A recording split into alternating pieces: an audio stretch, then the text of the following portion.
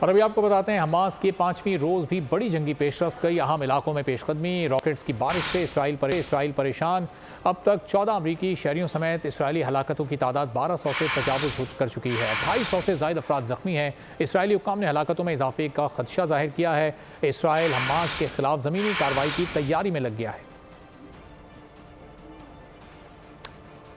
Israeli हुक्काम ने हलाकतों की तादाद में इजाफे का खदशा जाहिर किया है। वज़ीर ने अपोजिशन लीडर बेनी गेट्स से डील के बाद 3 रुकनी अस्करी काबीना तश्कील दे दी। इसराइली हुकूमत की अपनी बदहवास कौम को मुत्तहिद रहने की नाकाम कोशिश। नाकामी पर गजा और मगरबी किनारे पर निहत्ते फ़लस्तीनियों पर बमबारी में इजाफा कर दिया।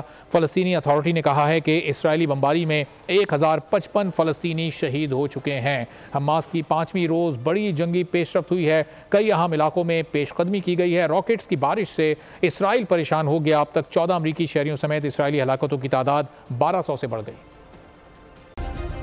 सब्सक्राइब करें और बेल दबाएं ताकि कोई खबर रह न जाए।